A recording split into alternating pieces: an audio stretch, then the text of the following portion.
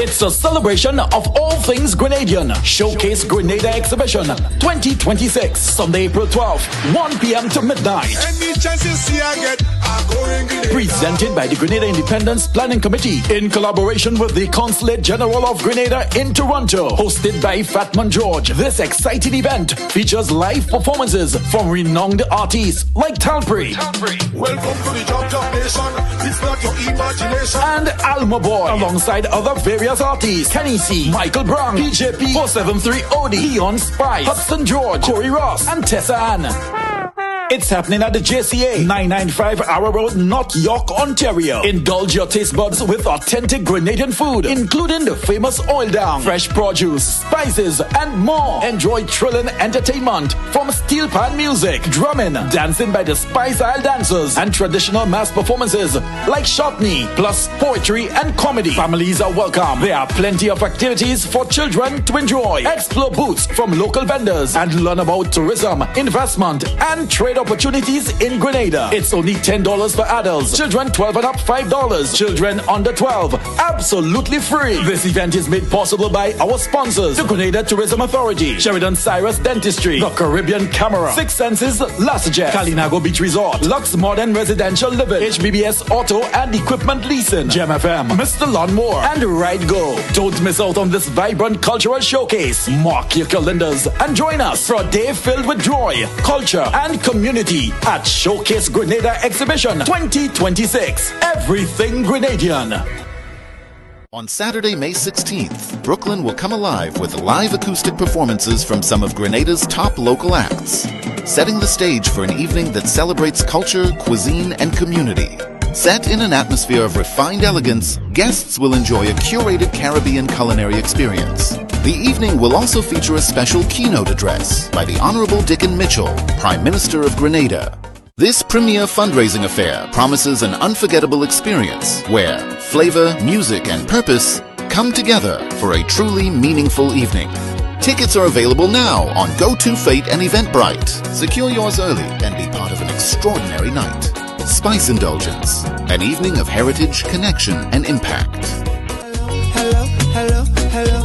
The hottest summer boat party is back. Get ready for one of the most anticipated events of the summer, the annual Summer Riverboat Cruise Party, proudly hosted by the Grenada Voluntary Hospital Committee. Join the Grenadian community and friends for an unforgettable night of Caribbean vibes, great food, and non-stop music as you cruise along the iconic River Thames in the heart of London. It's on Saturday the 6th of June. Come and dance to the infectious beats of soca, reggae, dancehall, soul and Afrobeat. It's a summer vibe you won't want to miss. Boarding is at Temple Pier, Victoria Embankment, London, WC2R 2PN. Conveniently located opposite Temple Tube Station on the Circle and District Line. And your nearby bus routes include 9, 26, 59, 139, 148, 172 and 188. You assemble at 6 p.m. Boarding starts at 6:30 p.m. and sailing is at 7 p.m. sharp. Early bird tickets are £40 before the 21st of May and £45 thereafter. For tickets and information, contact 07498 911 135 or 07949 759 308. Don't miss the boat. Step aboard, soak up the atmosphere and cruise into an amazing summer night on the Thames. You won't regret it.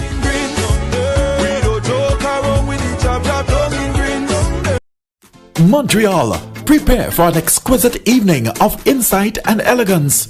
Join us on Friday, June 5th at 6:30 p.m. at Plaza Volaire in the Armand Plaza Hotel for a night you won't want to miss. Our keynote speaker for the evening will be the Honorable Dickon Mitchell, Prime Minister of Grenada. Enjoy an ambossal cocktail, a delightful dinner, a captivating live entertainment, all while supporting a great cause. It's at 6600 Chemin de la Côte de Liesse, Saint-Laurent, Quebec. Secure your spot for this extraordinary event. Get your advance tickets now for $150 or $170 after May 5th. Don't wait. Seating is limited. Call us today at 514-707-1533, 514-773-6519 or 514-928-5370 to reserve your tickets. Join us for an exquisite evening of insight and elegance. Get ready, Montreal, for an unforgettable night. Proudly presented by the NDC Canada chapter. We can't wait to see you there. An exquisite evening of insight and elegance you won't want to miss. A fireside chat featuring keynote speaker, the Prime Minister of Grenada, Honorable Dickon Mitchell, hosted by Dr. Aita Sadhu. Saturday, June 6 from 6:30 p.m. at Bellevue Manor, 8083 Jane Street, Concord, Ontario. Come enjoy an ambrosial cocktail, a sumptuous dinner, and captivating live entertainment that will make this a night to remember. Tickets are available now. Get your advance tickets for just $200. After May 6th, the price increases to $225. So don't wait. For tickets, call 416-209-6226, 647-242-9256, or 647-561-4350. This event is proudly presented by the NDC Canada chapter. Experience the elegance. Network with leaders. Celebrate with us. And a welcome to the panel this morning, the Honorable Philip Telesford, Minister for Health, and the Honorable Delma Thomas, Minister for Mental Health, Wellness and Religious Affairs. We begin with some updates from the Minister of Mental Health, Wellness and Religious Affairs, the Honorable Delma Thomas. You have the floor. Thank you, Madam Presec. Good morning to the listening public across Grenada, Carriacou and PD Martinique. Good morning to members of the media. As Minister for Mental Health, Wellness and Religious Affairs, I am pleased to outline the key achievements we have made in advancing mental health care in Grenada while recognizing that there's still more work to be done. I start with a very important aspect, that to say that 30% reduction in key mental health pressures, meaning that within the Monge Mental Hospital, we have seen a reduction in 20% of the occupancy. We have recorded a significant reduction in critical mental health pressures, reflecting impact of expanding services, early intervention, and strengthened community support system. Expansion of access to services. Mental health services have been extended beyond centralized facilities, allowing more individuals across communities to receive care closer to home. Strengthening human resource capacity. We have increased the availability and support of trained professionals, improving the quality and responsiveness of care.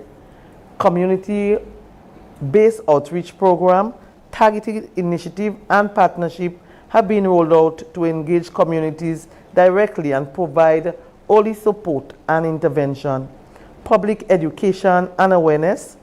National efforts have been intensified to reduce stigma, promote understanding, and encourage persons to seek help without fear or shame.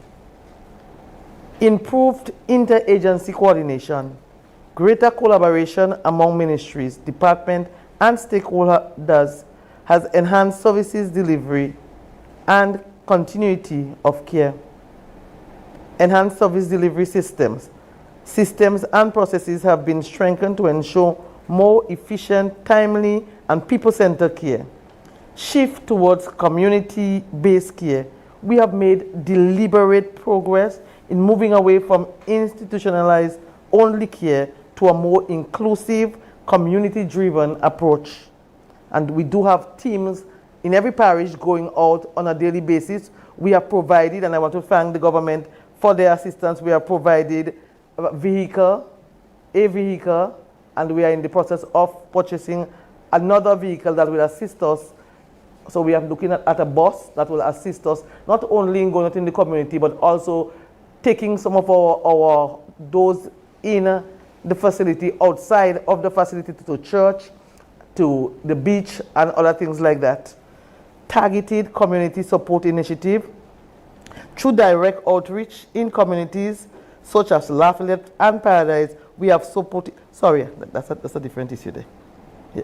We have supported initiatives throughout the communities in Grenada with food hampers during important periods. So Christmas, we were in every village across Grenada providing support hams and food hampers to mentally challenged or patient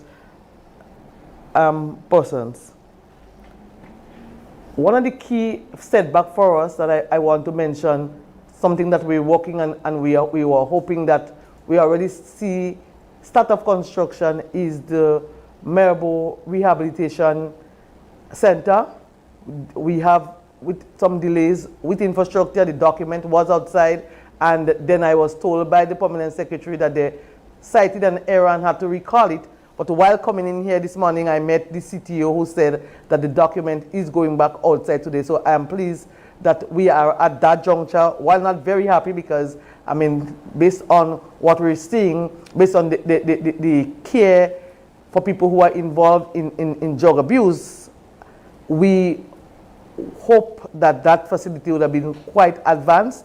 However, we are not there yet. So I look forward that to the 2 weeks from now that we'll have a contractor. They will be able to say that this person from the bidding process and from the procurement process will receive the contract, and we should see start of work in that facility, which will take maybe a little under 9 months, I think. Sometimes you say that, and then, but I mean, once real construction starts, and in earnest, then that should take between 8 to 9 months to complete. So I do look forward to that facility in Marable, because it is so very important for those who are involved in drugs. And so there are many families who are reaching out to us on a daily basis. We have seen the whole issue within the different community. We have also provided assistance as it relates to child psychology and child mental health. We have seen a number of young people, and so we have a specialist doctor that deals with that. So there's a clinic in the hospital that families will bring their children, and we do have a number of young people coming seeking care.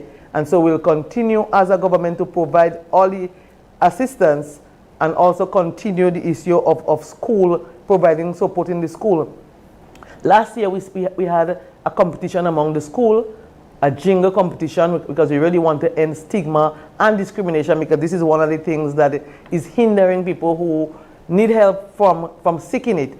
And so next week, Monday, we'll have the presentation. So that will be another media engagement where we will be presenting the winners with their prizes, but also this jingle will be used across social media and mainstream media to assist in eliminating the whole issue of stigma and discrimination of mental health, persons with mental health.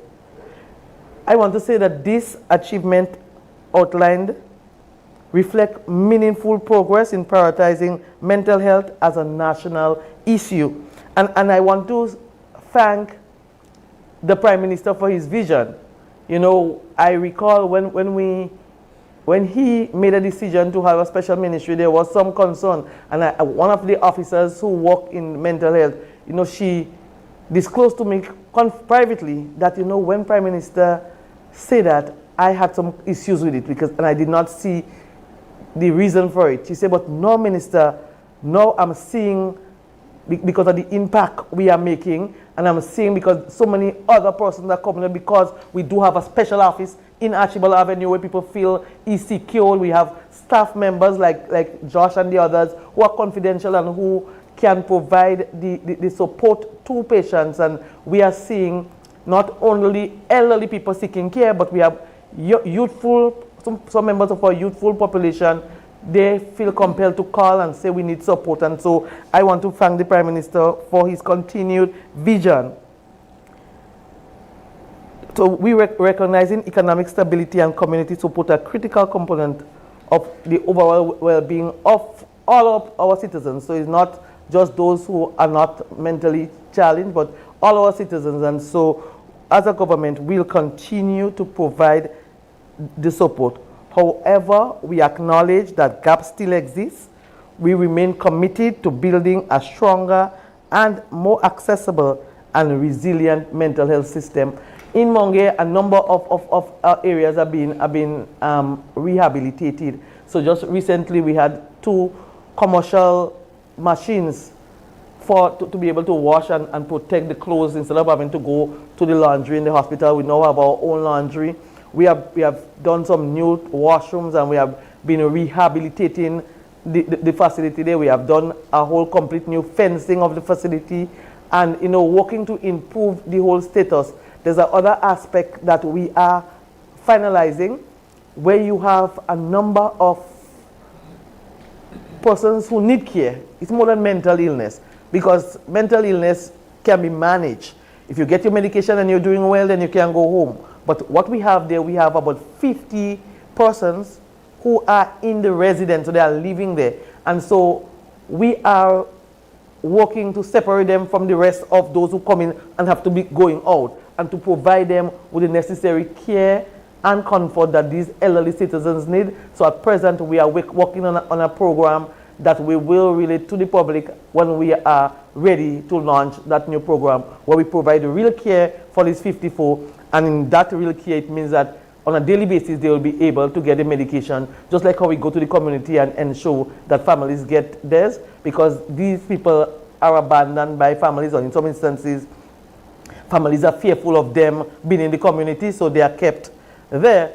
But we do not want to encourage, unless it's a serious case of family putting their relatives in Monge permanently, because we are aware, based on all this data we have, that once you provide the care, once they get the medication on a regular basis, once our team is out in the field, you can live normal, meaningful life. You can be working and have mental challenges without people having any knowledge of it.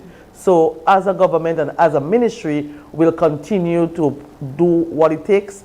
I want to commend the staff, my permanent secretary, who would have been here with me but is in SMB meeting this morning, and the entire management and the entire team at Monge Hospital, our nurses and them who go beyond their call of duties to provide services, sometimes in dangerous circumstances. Just recently we had an incident where a patient hit a nurse and all that. So sometimes you have those issues because you're dealing with people who are not normal in that particular period. But so I want to commend our staff, our cooks, our cleaners, and everyone, because drivers, all of them are important in us being able to carry out our duties and in us being able to report those successes. And as I said, there are still some challenges, but we'll walk through it because we are committed. Thank you. Thank you, Minister for Mental Health, Wellness and Religious Affairs. Of course, we want to say thank you for being here and for providing these key updates on mental health and your progress for the ministry. And now we move to the Minister for Health, the Honorable Philip Telesford, to make his presentation. Thank you very much, Madam Press Secretary, and good morning to the media. It's a pleasure being here, and to all of Grenada, Carriacou, Petit Martinique, and those in the diaspora. A very good morning to all of you. This morning I'm going to focus mainly on human resource and capacity building within the Ministry of Health. Quite a lot is happening, but it is important for us to zoom in on that specific area and just to speak about some of the other things that is happening. So I'm going to start this morning by focusing on some of those areas. Firstly, we have emergency medical technicians. We have 18 of them who are currently in training, and because we are trying to develop that particular unit to have a proper response mechanism in place for emergencies and to be able to treat with the amount of time that people have to wait when they come into the emergency unit. So while we work on the gap analysis, there is a gap analysis that has been conducted towards development of the entire emergency system at the hospital. We have a batch of emergency medical technicians who are currently in training, and they should finish by October this year. And following that, another batch, of course, will go into training, because you recognize that we have a 24-hour business. That's what we do. We operate a 24-hour business, and in that regard, we must have sufficient staff for rotation, holidays, vacation, sick, and all of that has to be taken into account. So we will have another batch in training following the October batch that will complete at that time. Also, and the media might well be aware of this, but we did sign a memorandum of understanding with Restoring Vision for 50,000 eyeglasses. And that again is pivotal for eye care in Grenada. There are many senior citizens and other citizens who are just not able to afford eyeglasses. And so we are providing these near eyeglasses for our citizens. And so we hope that by the receipt of these eyeglasses in the couple of months to come, we'll be able to have all of our patients and all of our citizens who need a pair of eyeglasses would be able to get one. So at least we would not have those challenges, because having good vision is extremely important for a number of reasons, including being able to read your prescription or read the direction on your medication and all of these things. It's very, very important. Additionally, we did sign a memorandum of understanding with the University of South Florida, and the lead person on this, of course, is our own Dr. Ducoin, who's an alumni of St. George's University, for the receipt of laparoscopic equipment, which has now been installed at the General Hospital, and that allows us to be able to perform surgeries on patients using what you call a keyhole technique, being able to insert a small hole in the body and being able to use sort of robotic and computerized equipment to be able to perform the surgery. And of course, the training surrounding the use of the equipment is ongoing by the help of the University of South Florida. And so that MOU is in place, and the equipment is also in place, and the training is an ongoing exercise. Also, we did sign an MOU with the government of Ghana for the receipt of nurses. We are in the interview process, so we have advanced quite nicely. We are in the interview process, and we hope not in the not too distant future to have the Ghanaian nurses, 30 of them in specialized areas, being able to join us in both in the community level as well as at the hospital. MOU also with Nigeria, of course, that is ongoing. We do have that MOU for specialized doctors, and we have some in the system as we speak, and we continue negotiating to have additional doctors come across to assist us. And of course, we did have some teething problem with that particular MOU, with us not being able to move quickly enough to provide the environment for the doctors. And I'm saying this because we've had some complaints with the Nigerian doctors, and so we are trying to have that resolved. And I think when that is resolved, we'll have a smooth and better relationship with our Nigerian counterparts. Also, we are in receipt of mammogram equipment with biopsy capabilities in collaboration with the St. George's University and Dr. Randy Becker.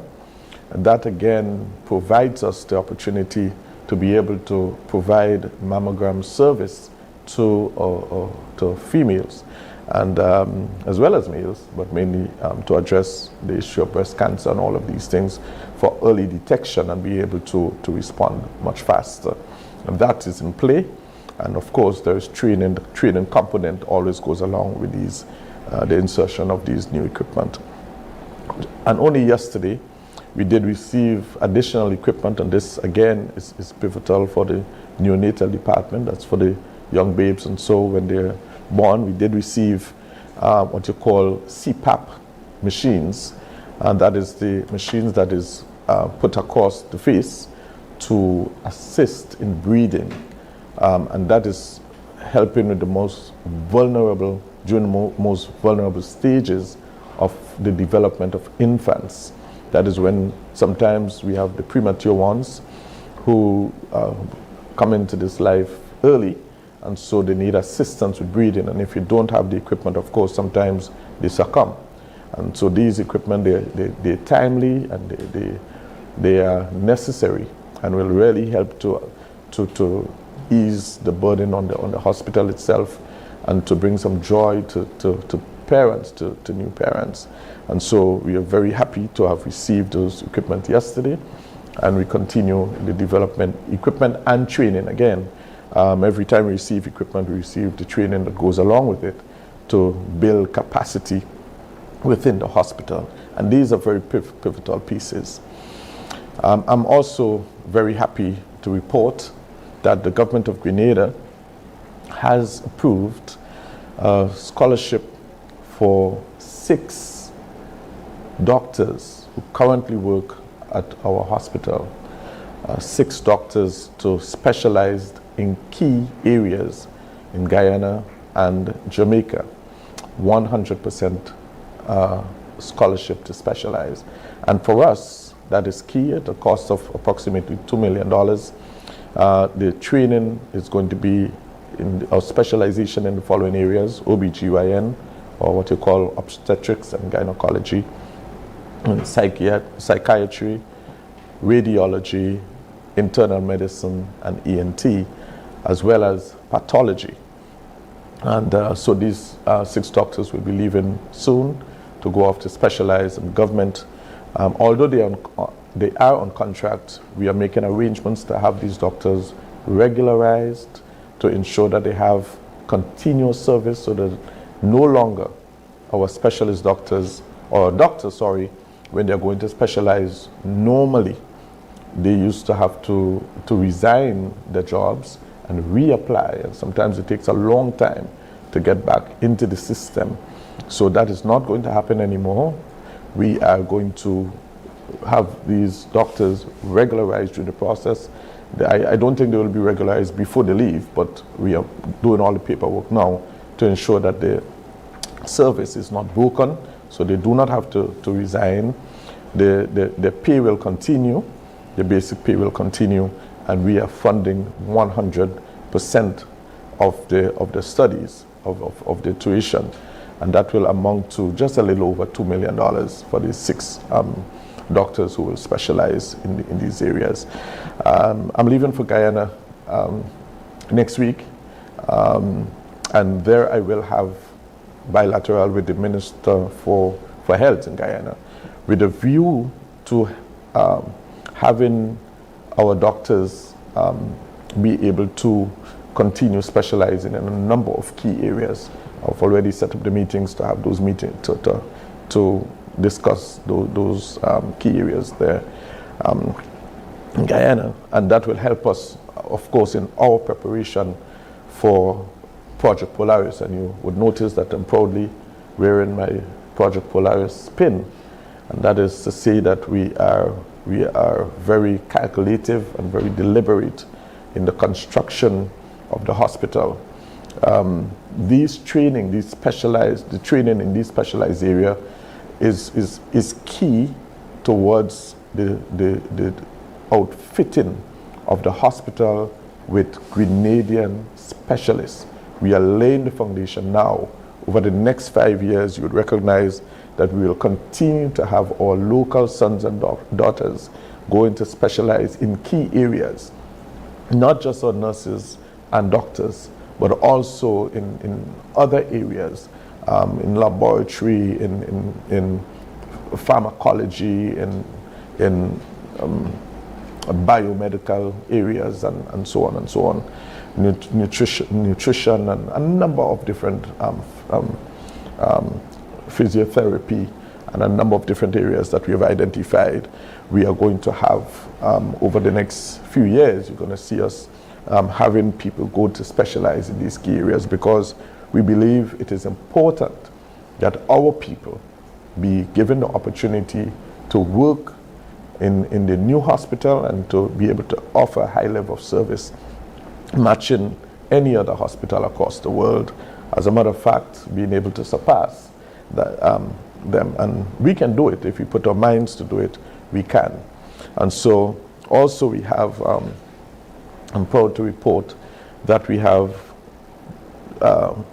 just completed a 6-month internship program with our nurses, 24 of them at a cost of $500,000. We have just completed that internship program, 24 nurses. And so they are immediately employed in our system. We do not want any of our nurses, when they finish study, to be home. So what we do, because it takes a while for them to get council approved, for them to sit the regional exams and to get licensed and certified, what we do, we put them into the internship program immediately so that they can earn a stipend or a salary and be given hands-on experience from our experienced nurses and learn the system properly, so that by the end of that internship program, they are licensed and they're ready to go. So we don't want them to be home, we want them to be in the program and to immediately be absorbed into our system. The same will go for pharmacy and all the other key areas where we're trying to have our people. And as I speak about pharmacy, I meet later on this week with the TAMCC with a view to discussing our whole pharmacy program and to see how we can really strengthen and have our people be included into the system much faster. All right? So we are working on that. I just want to say over the past few years, from 2023 to 2026, the government of Grenada has deliberately expedited the number of scholarships with a view to ensuring that we have Grenadian doctors in our system. It's almost shameful that we have the St. George's University here putting out the most doctors for the US market. You can walk into almost any clinic, any hospital in the US, and you will find someone who was trained by St. George's University. And we are acutely short of specialist doctors here, Grenadian specialist doctors. And so we want to cover that.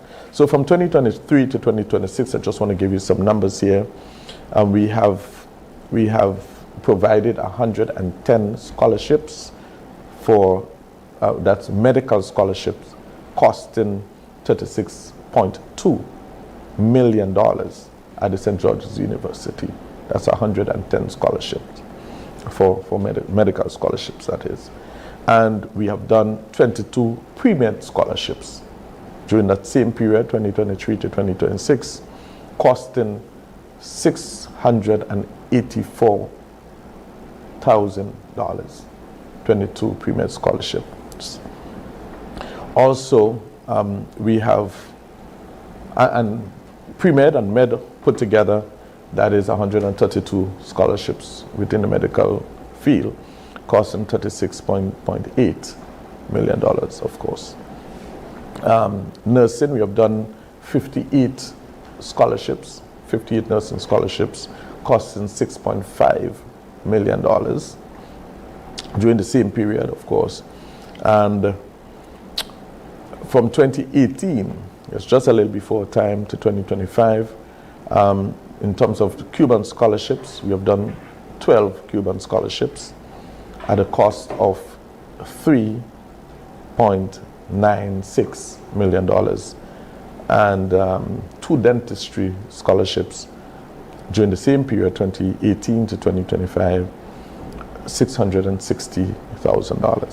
So I just wanted to provide that to you So at least you understand that we're really serious about ensuring that our people are well educated and ready for Project Polaris. Thank you. Thank you. Thank you, Minister for Health. And of course, we definitely appreciate all these updates in not just Ministry of Health, but mental health. And of course, you know, we're building a holistic nation. So we really appreciate all those updates. We want to move to some questions. We have 2 questions already, but I'm going to open the floor for our media so that they can ask questions at this time, and then I have 2 questions coming in from 2 media practitioners who are unable to make it this morning. So before you go into the questions, I think it's important that there's something I think I needed to some information I need to provide, because a lot of times when you hear about Project Polaris, you think about a hospital coming in 2 years from now, and our involvement with Mount Sinai, a lot of people believe it's something that will come after the fact. But I want to be able to, I want to say that as we speak now, and I'm talking from a mental health standpoint, and I know the Minister of Health can also speak to on the main health standpoint, we do have Mount Sinai involvement with the Ministry of Mental Health. At present, they are providing support, and just recently we had disaster mental health response training with a team from Mount Sinai, and the training provided an in-depth understanding of mental health challenges during and after disasters. It covers psychological first aid, trauma-informed care, crisis intervention, and resilient building strategies for survivors and responders. And over 50 persons were trained, including police and teachers and the medical staff. So we have first responders. And this is just one of many training that we have and many engagement we have with the Mount Sinai team providing support to us. So we are not talking about only the hospital that is coming. So while we are preparing for this new hospital, state-of-the-art hospital, teaching hospital that will provide our students who, because you hear from the Minister of Health, the amount of scholarships that we're giving, so we know that maybe 4 years from now, these people will need to go on a rotation or internship. And so if we have our own teaching hospital, instead of we have to spending millions overseas, those millions can be spent right here. But I also want to reemphasize that the deliberate intervention in healthcare by our government, because you have heard about the number of scholarships and the number of specializations with salaries. And so these are important note to take into consideration, because what we do, we can compare what we have now to what we had before. Yes, there was scholarship before. Whether or not, the doctors will tell you that they will have to resign in the past in order to go and specialize. And so when that happens, there was no commitment to really even having to come back. But now that we are providing full-fledged scholarship, which means that we are working and providing bonds so that they will return to provide the specialized care that we need. And I think those are important information for the public. Thank you, Minister Thomas. And now we move to questions from the media. Good morning, Lily Pascal, MTV. I have a question with 2 parts for Minister Telesford. I stand corrected, but there are approximately 33 medical facilities across Grenada. How is the ministry strengthening primary health care? From your seat, what are some of the biggest challenges you would note that's preventing, let's say, faster improvements? And B would be, what assurance can you give to Grenadians in terms of questions regarding or concerns about staffing, the availability of medication, or just quality care on a whole? Thank you. Thank you so much for that question. Primary health care is priority number 1 within the Ministry of Health. As a matter of fact, it's the basis on which healthcare is administered. So as a matter of fact, we hope that nobody gets so sick that they have to get into the hospital. And so that is why primary health care is so critical. How do we address it? We address it by, 1, upgrading all of the facilities and equipping those facilities, all 36 of them. We want to be able to upgrade them and properly equip them. And not just equip and upgrade, but staff them. And there is a common cry, and there has been a common cry over the years, that the centers are not being properly staffed. Doctors sometimes comes once a month, or in some cases once a week, and so on and so on. We want to go past that, and that is why it is so important to expedite the number of doctors in the system. The reason why it was like that over the years is because there was an attrition policy in place that saw the exodus of health professionals from the system. Now we are trying our best to have them recruited into the system for deployment into the communities.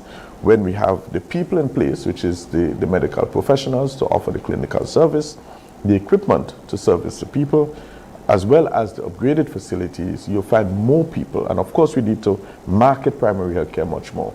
And we are running an exercise right now.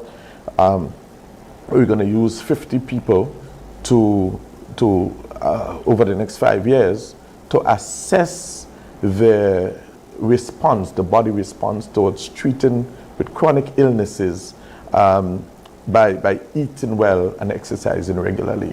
We're going to be doing that. And that exercise will demonstrate that if you eat well, you eat what you should be eating, you exercise regularly, it will show the body's responses. And then we're going to use that really to model how we live going forward. But the most important thing, one, we want to encourage people to eat right. Too much fats, too much salts, too much sugars. So we need to eat right. We need to exercise regularly, and we need to screen regularly, check regularly. You save your life, and you save a lot of money by simply checking into the clinic. As a matter of fact, every Grenadian should check with the nearest health center or medical station routinely, whether it's quarterly or every 6 months. Every Grenadian should be doing that, because they will screen you for the various conditions. And if you're screened early and you detect it early, you would not be admitted to the hospital. You'll be able to be treated early. If you treat it early, then you avoid yourself from becoming chronically ill, and you save your family the effect of losing your loved ones, and what it means for losing your mom or your dad too early, or your loved ones. So really, I'm encouraging people to check at the nearest health center, medical station routinely. And sometimes the nurses are there, and they're not sufficient people to be served. And so we want to do that. All right?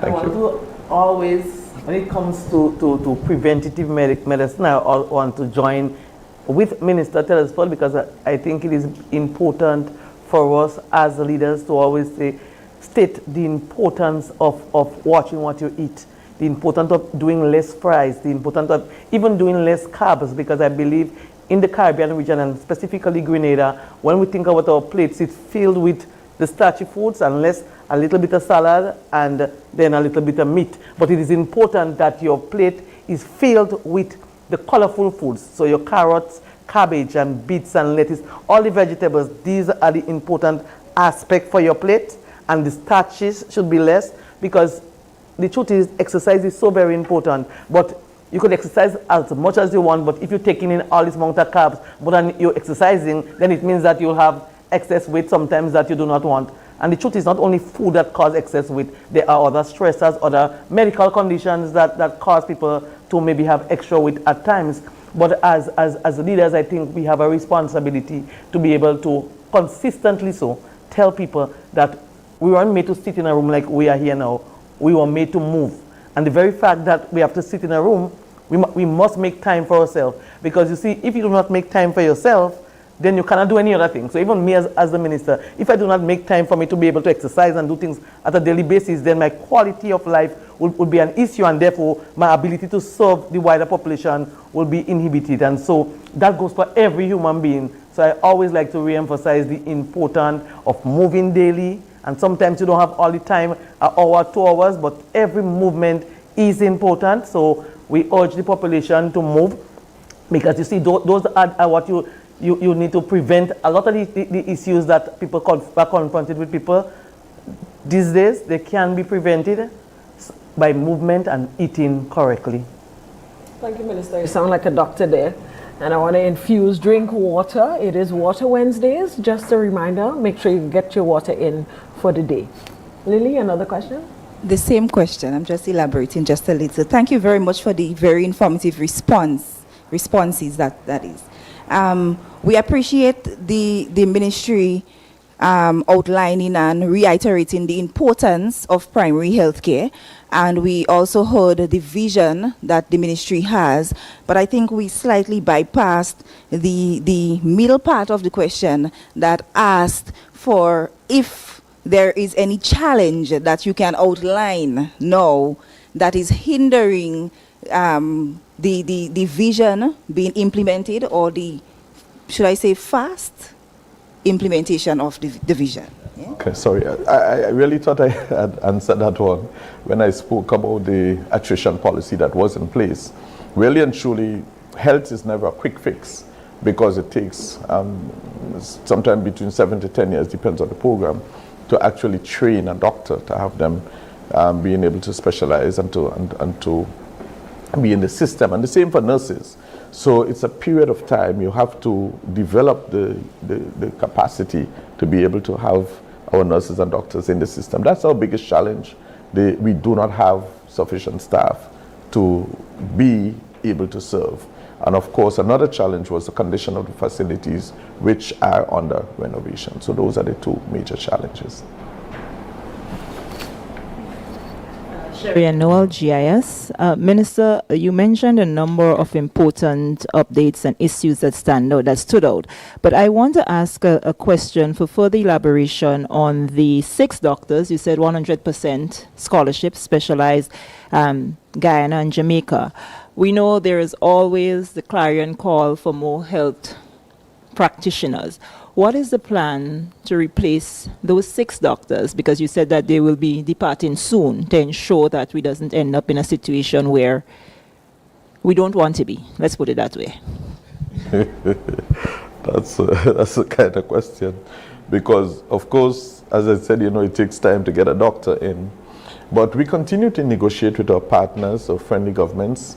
And so the only way of replacing them is, of course, one, when those who are graduate and come to join the system. That's one. Secondly, through our friendly governments, continue to negotiate for more hands on deck.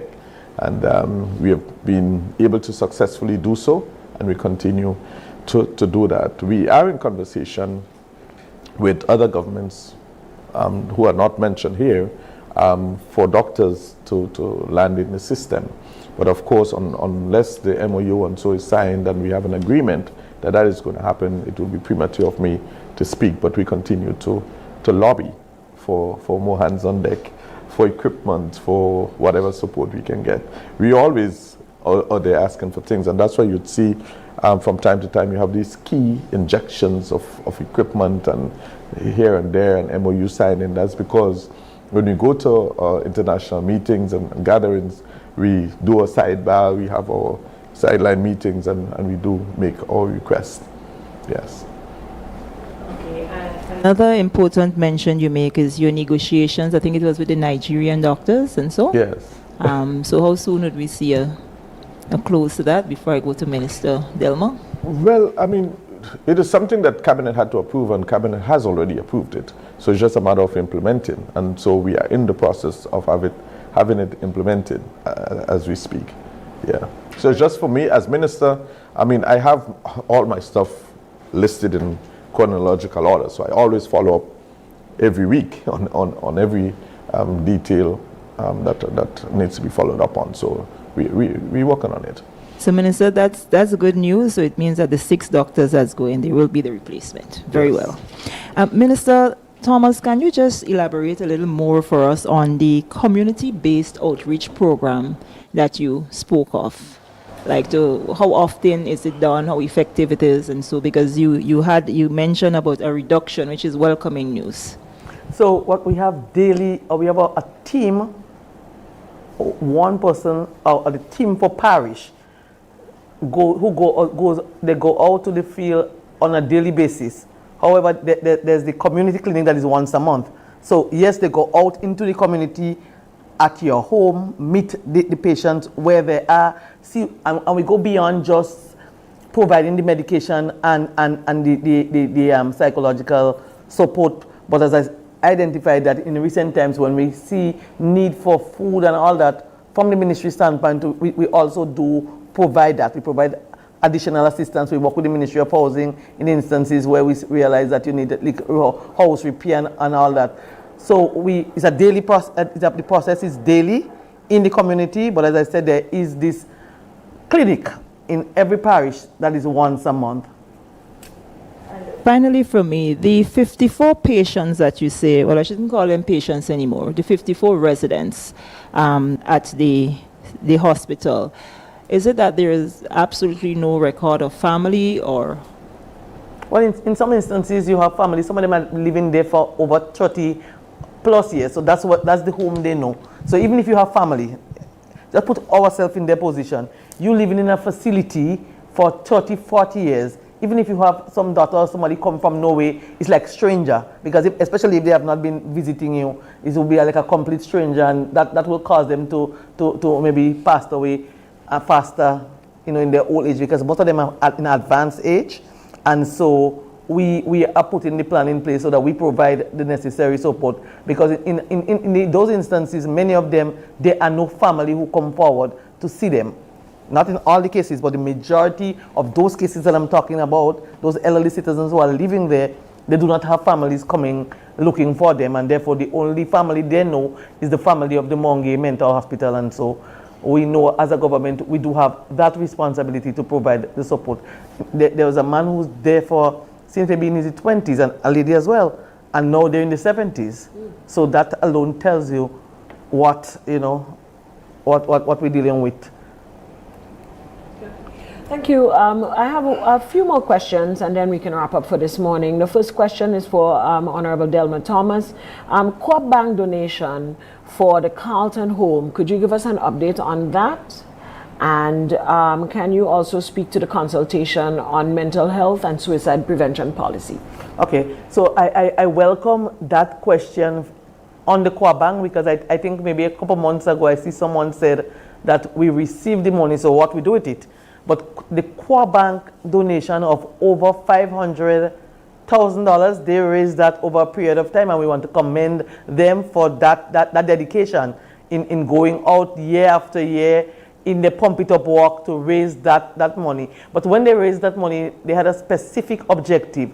It was not to build back the Carlton home, as it were. It was to provide things like refrigerators and stove because the government responsibility is to build back the Carlton home. And so the monies that Cooperative Bank have in their care, it's important to state that, because I've seen a number of misinformation saying that, well, Minister Delma Thomas received the money, what she do with it, And the truth is, I've received the fancy big check, but the monies remain with the Cooperative Bank of Grenada, and it's, as I said, it's over $500,000. So once we do what is expected of us as a government in ensuring that we construct the facility, we already know for a fact that we have over $500,000 there that we can furnish the facility with. And so I once again really, really commend the Cooperative Bank or homegrown bank. Right. And you ask about the other aspect is the mental health, suicide, and prevention policy. So, and there's also an action plan and a draft bill. So, PAHO would have provided us with support in assisting with that. We had a number of internal consultation, and internal mean with all the different ministries, Ministry of Health, Education, Social Development, and all those ministries that we believe are important for us to implement that policy and to go to Parliament with that bill, because we really aiming also to decriminalize suicide. You know, suicide, the majority of people who commit suicide is because, or try to attempt to commit suicide, you have mental health challenges. So if you have mental health challenges, then we cannot turn around and put you in prison because of a illness. It's like saying someone have cancer and then you put them in prison because you put them away because they have that particular issue. So key for on our agenda before the end of the year, we are hoping to go to Parliament with that draft bill, which will include, and it's an old bill we're really looking at there. This bill, this law, more than a bill, is in the 1890s. That's a law that governs mental health and mental health child issues in Grenada as we speak. There were no amendment made to that bill before. So we look forward to making those amendments and to go into the Parliament to deal with that particular issue. And as I said, key for us is to decriminalize suicide and to be able to provide more care. Because I recall last year my team said, you know, this year we want to go on like zero suicide for 2026 because we want to go out to the communities, go out to the school and be able to make people feel comfortable to discuss whatever issues or challenges you have. And we provide them with the necessary support so that it would not lead to us being in our home and hearing or looking at social media and hearing that there's this young person take their life or this older person because of, you know, mental health challenges. So we are working to ensure that we deal with that, and we are looking forward to implement that whole policy. But as I said, all we had thus far are those internal consultations, and so we have started the public consultation, because before we go to the Parliament to bring a new bill or a rehabilitated bill or amended bill, we want the population to be aware, and so we will have discussions and consultations across Grenada, and we are hopeful that before the end of the year we can table that in Parliament. Beautiful. Thank you so much for those responses. I have two questions for the Minister of Health. The first one has to deal with dialysis at the General Hospital. One of our journalists who is unavailable to attend this morning, she's asking, there are reports of a near crisis situation regarding dialysis. People who are needing treatment are being turned away as the hospital unit cannot accommodate them. Could you speak to that and what measures are being put in place to assist these patients? And the next question has to do with the Nigerian doctors. What specializations or what specific specializations are being targeted for these doctors? Right. So as it relates to the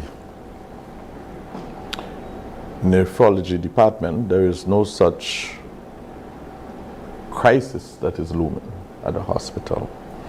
One would understand that the setup in that department treats patient by patient, and they have a bed set up. It's like a little unit. As a matter of fact, there is a unit per patient, and there's only so many patients the hospital can accommodate. Same for the private clinic that is operating, and we work collaboratively with the private clinic. And so the reality is that we can only take a specific number. I think the number is 22. I'm not absolutely certain, but in that range or region, that's the number of patients or so that we're able to take at any one given time, and they have the routine that they follow. And so in order to take a new patient, for example, it means that you'll have to bump off one, which is that it's going to just complicate somebody else's life. And the reality is that we have a lot of problems with kidney failure in Grenada, and we lose a lot of people due to kidney failure.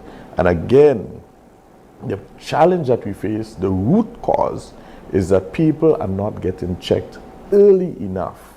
It's only when, as the old people say, I don't like to say old anymore, water more than flour, and the river is breaking its bank, is when you find them checking into the hospital, when it's already too late.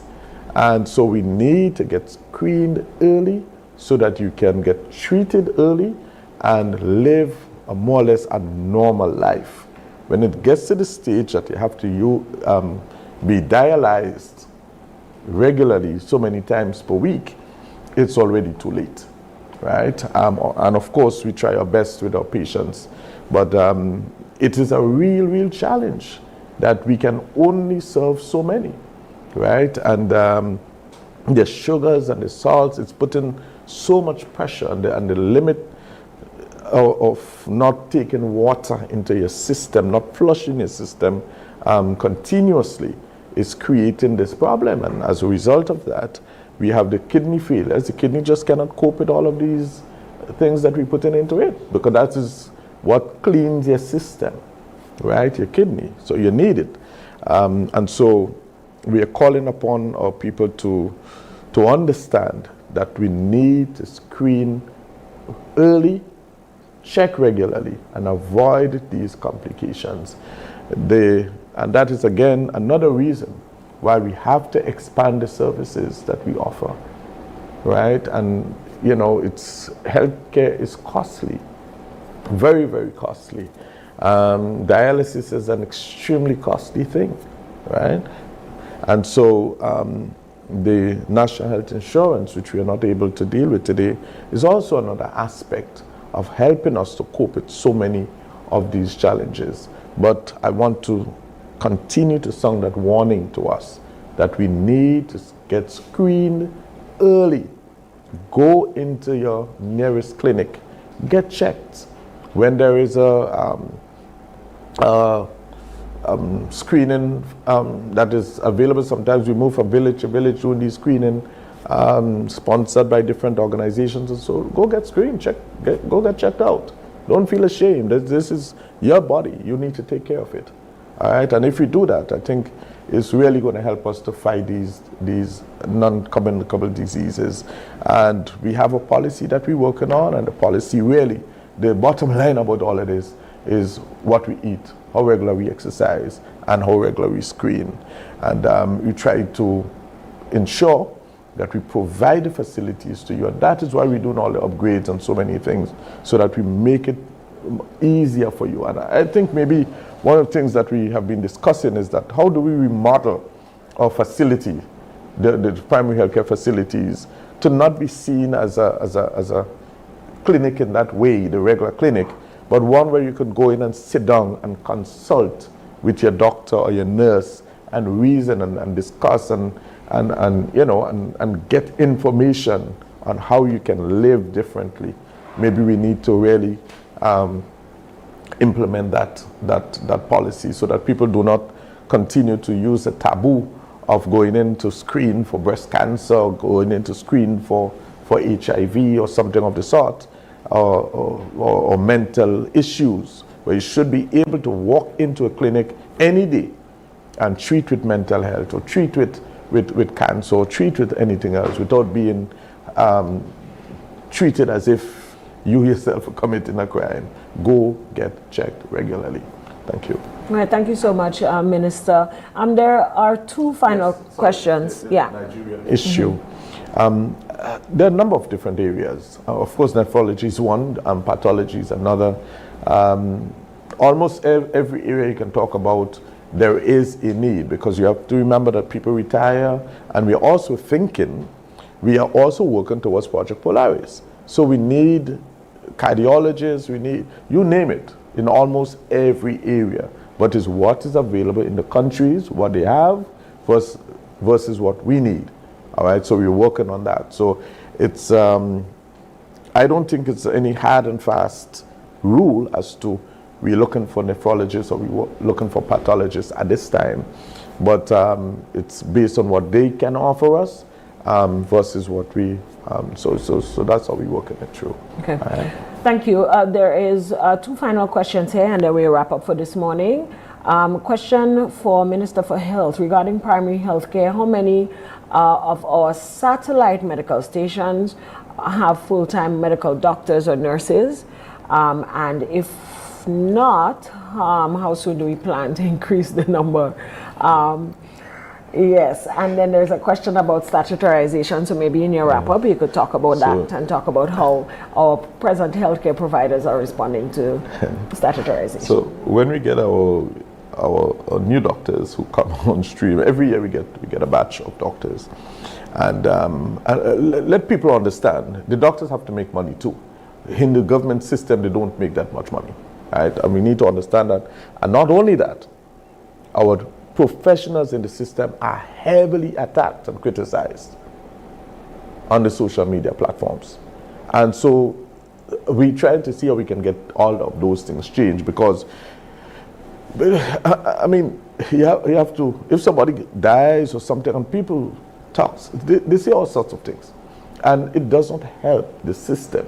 If you want to encourage people to work in your system, you need to provide the environment, whether it has to do with your regularization, and that was a huge problem. People are not regularized in the system. They're on contract, or doctors, right? So we need to fix a number of things, and those are the things that we're working on right now, providing the enabling environment for them. So as we continue to do those things, you're going to see more interest, more people coming in to the system to work. And that is just basically the route that we need to take. Great. So final comments from our ministers for this morning. It's been a very informative morning. We've been talking about mental health and wellness, and of course, general updates from the Ministry of Health. So at this time, I'll open the floor for final comments, and we close for this morning. So I start with me, right? Yes. Yes, so as we wrap up, I want to once again commend my staff at the Ministry of Mental Health, Wellness and Religious Affairs, and I want to, the nurses, doctors, and everyone involved in the care for our mental patients, and to say that we are committed as a ministry and as a government to continue to provide the necessary support to prevent or to treat with the issue of mental health. And so in the second quarter, we'll see more interventions. One of the things that I did not outline, and I said maybe I would wait until that time reached, but I could say, is that we are looking to launch our suicide hotline in the next quarter, and to provide more services as it relates to people living with or people who has mental health challenges. And so we'll do all that it takes in terms of providing more training. We'll continue with the rehabilitation work at Namonge Mental Hospital to ensure that even when you get sick and you come, the environment is a friendly one. I know in the past we had a number of issues, and it doesn't mean that all the challenges are over, but we have taken steps as a government to deal with those challenges. I know before we had an issue where we didn't have beds and stuff. We have went ahead and purchased state-of-the-art specialized bed for mental patients. We have purchased a number of mattresses and all that. The cabinet has taken a decision in the past where each member provided a mattress to the Monge Mental Hospital, and that speaks to the priority that we give to the institution. And so we'll continue to do what it takes as a government, and very soon we'll be back with the media, with the entire team, to outline more of the things as they happen. We do look forward to also, in short order, that we can break ground and see real construction work happening on the rehabilitation center that will be able to deal with many of our young people and other people who are involved in drug and alcohol abuse. So thank you, members of the media. I do look forward to your other engagement, but I also look forward to the media being part of our partners in trying to help end the whole issue of stigma and discrimination. You see, if you have positive programming, and if we speak against, when we see people putting up people who have mental challenges on the social media, these are issues that we must confront.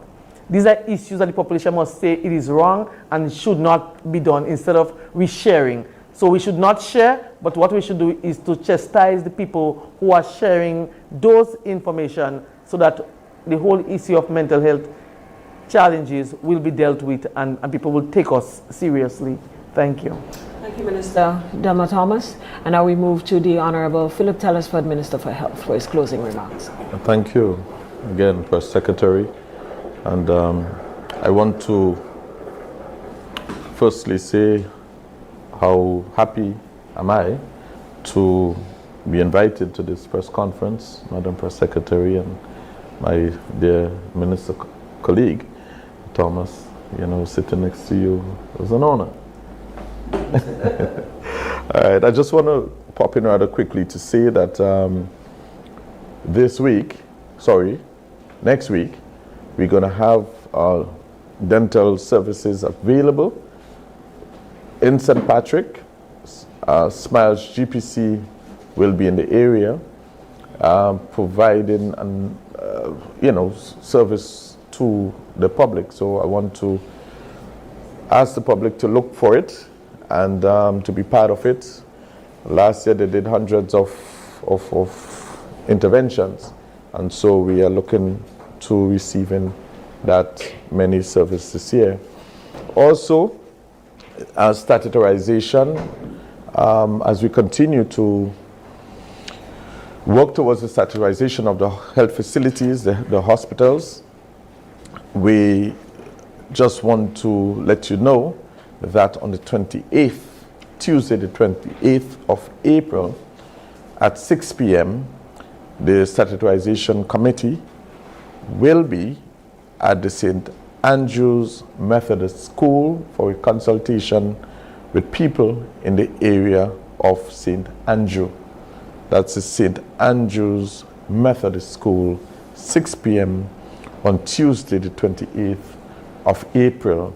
We're asking residents to come out. We intend to be in every parish, including Carriacou and Petit Martinique, with a consultation. Be part of the discussion, and we look forward to your contribution. Also, on Wednesday the 29th of April, we will be at Chantimel RC School, same time, 6 p.m., and Bonaire Government School on May 5th. And I'll stop there. But we have a schedule which is going to be published for the consultations. Okay? Thank you. Thank you, Minister for Health, and I want to say a special thanks again to all of you joining us from the diaspora, from Grenada, Carriacou, and Petit Martinique, wherever you are. I want to bid you a wonderful Wednesday. Remember, it is Water Wednesdays in the Office of the Prime Minister. Stay hydrated, or for those of us who want to challenge ourselves, let's make water the drink of choice today. My name is Neela Etienne, Press Secretary in the Office of the Prime Minister. Thanks for joining us. See you next time. It's a celebration of all things Grenadian. Showcase Grenada Exhibition 2026, Sunday, April 12th, 1 p.m. to midnight. Any chance you see I get, I go in Grenada. Presented by the Grenada Independence Planning Committee in collaboration with the Consulate General of Grenada in Toronto. Hosted by Fatman George. This exciting event features live performances from renowned artists like Talpri. Welcome to the Job Nation. It's not your imagination. And Alma Boy, alongside other various artists: Kenny C, Michael Brown, PJP, 473 OD, Leon Spice, Hudson George, Corey Ross, and Tessa Ann. It's happening at the JCA, 995 Arrow Road, North York, Ontario. Indulge your taste buds with authentic Grenadian food, including the famous oil down, fresh produce, spices, and more. Enjoy thrilling entertainment from steel pan music, drumming, dancing by the Spice Isle dancers, and traditional mass performances like shotney, plus poetry and comedy. Families are welcome. There are plenty of activities for children to enjoy. Explore booths from local vendors and learn about tourism, investment, and trade opportunities in Grenada. It's only $10 for adults. Children 12 and up, $5. Children under 12, absolutely free. This event is made possible by our sponsors: the Grenada Tourism Authority, Sheridan Cyrus Dentistry, the Caribbean Camera, Six Senses, Lasajet, Kalinago Beach Resort, Lux Modern Residential Living, HBBS Auto and Equipment Leasing, GMFM, Mr. Lawnmower, and Ride Go. Don't miss out on this vibrant cultural showcase. Mark your calendars and join us for a day filled with joy, culture, and community community at Showcase Grenada Exhibition 2026. Everything Grenadian. Hello. The hottest summer boat party is back. Get ready for one of the most anticipated events of the summer, the annual Summer River Boat Cruise Party, proudly hosted by the Grenada Voluntary Hospital Committee. Join the Grenadian community and friends for an unforgettable night of Caribbean vibes, great food and non-stop music as we cruise along the iconic River Thames in the heart of London. It's on Saturday the 6th of June. Come and dance to the infectious beats of soca, reggae, dancehall, soul and Afrobeat. It's a summer vibe you won't want to miss. Boarding is at Temple Pier, Victoria Embankment, London, WC2R 2PN. Conveniently located opposite Temple Tube Station on the Circle and District Line. And your nearby bus routes include 9, 26, 59, 139, 148, 172 and 188. You assemble at 6 p.m. Boarding starts at 6:30 p.m. and sailing is at 7 p.m. sharp. Early bird tickets are £40 before the 21st of May and £45 thereafter. For tickets and information, contact 07498 911 135 or 07949 759 308. Don't miss the boat. Step aboard, soak up the atmosphere and cruise into an amazing summer night on the Thames. You won't regret it.